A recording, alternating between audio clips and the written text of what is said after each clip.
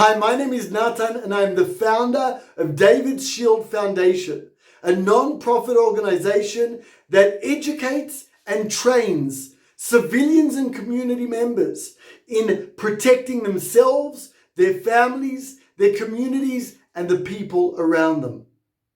This Saturday marks the 20th anniversary of the September 11th attacks on America. Terrorism can be defined by acts that create such fear within civilians that they pause, cannot live their everyday lives. That is not what I am here to do. I am here to help you and your families be protected, be prepared. My team and I train and educate simple civilians in awareness, skills, and tactics to stay safe in the most dangerous situations. I ask you to watch the following short video that gives some very important advice and tips on how to stay safe and vigilant, specifically over the next few days.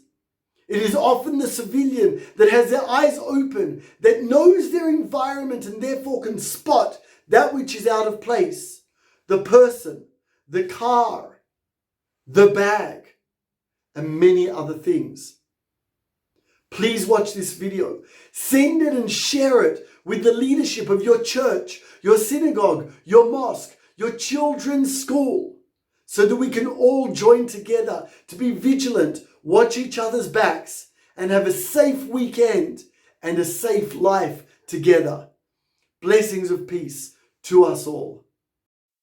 I will now run through some practical protocols and actions that you can take on to help make your community and family safe.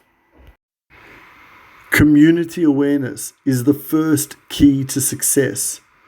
When you are not alone, when more people know what to look for, how to remain aware, and how to respond to danger, the safer you are. Share this information with as many people as you can and let them help you keep safe.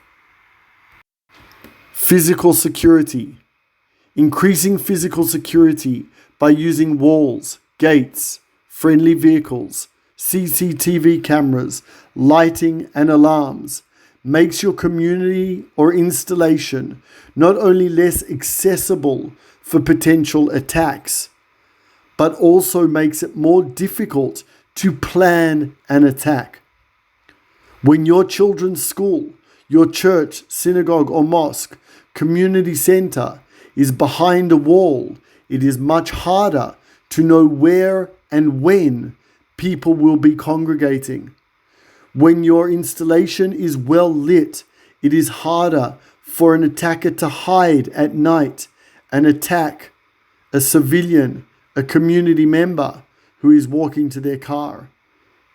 Parking friendly vehicles outside your installation, your community center, helps stop an unfriendly vehicle from ramming or, God forbid, drive-by shooting. It also provides cover in such a situation. Access control. One of the greatest mistakes that people make in community protection is thinking that they will deal with the danger or threat once it is inside their church, synagogue, mosque, community center, or children's school.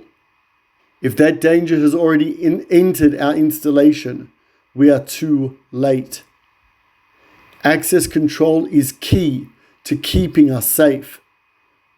We suggest that you place community volunteers at the access points of your building or event. Community members are the best to fulfill this role, as they know the people that frequent that building, that service, or that event. It is up to them to control the access, allow those that should be inside to be inside, and make sure those that are not meant to access stay far away. We even suggest that you create access points further away from your buildings, further away from your people, so that you can stop the dangers or pick up on them as early as possible. Access and egress. Access refers to the time when people are entering your event or your service. Arrival. Egress is when they are leaving. It has been documented that most attacks on communities take place while people are either arriving or leaving. Why? Because these are times that people congregate outside the physical security of your installation, in parking lots or on the street.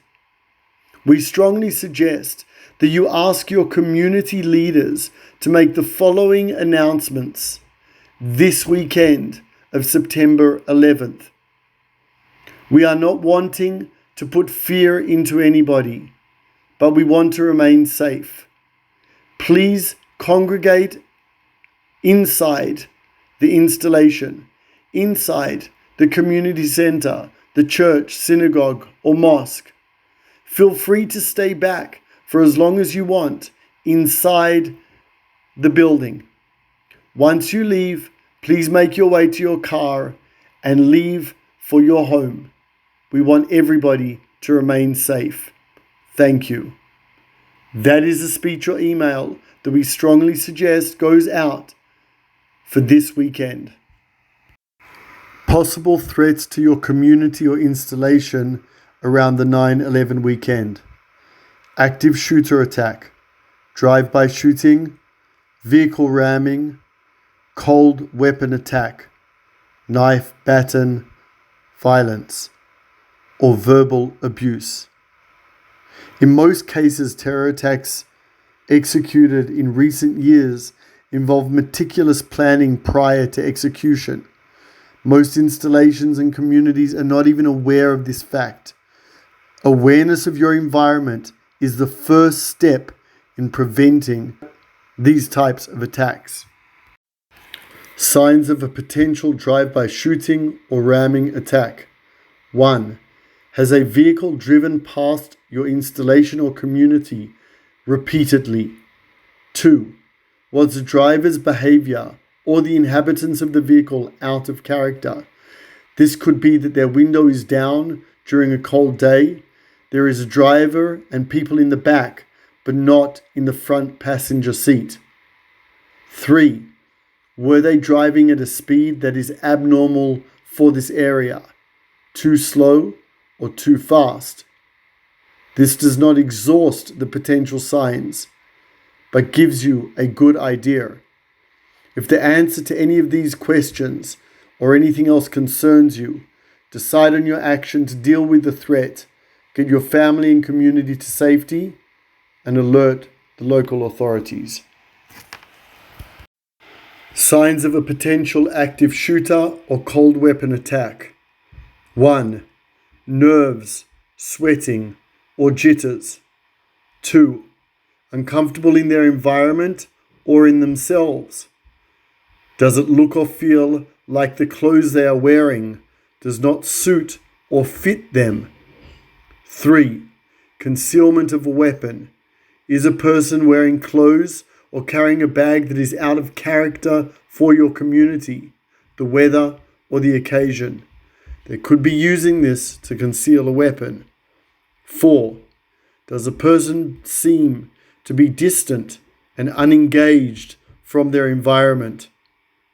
Terrorists have tunnel vision. They often do not notice things around them.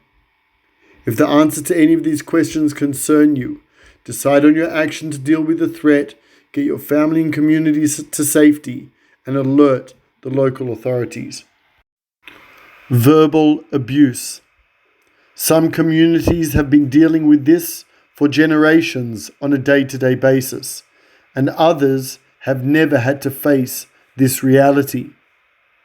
Although verbal abuse is unpleasant and unwanted, please remember that it is not an immediate danger to your life.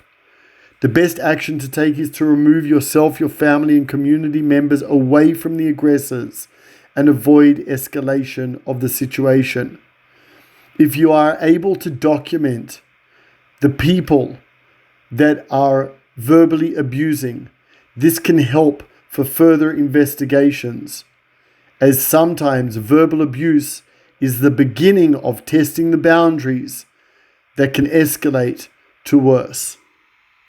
I hope you watched that video and really learned something. Please share it with as many people as possible.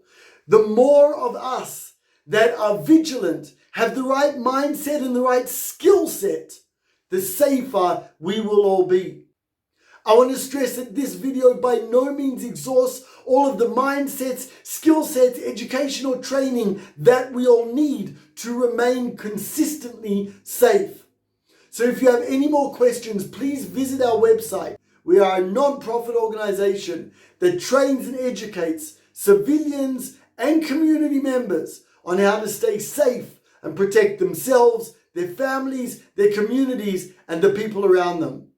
Blessings of peace to us all.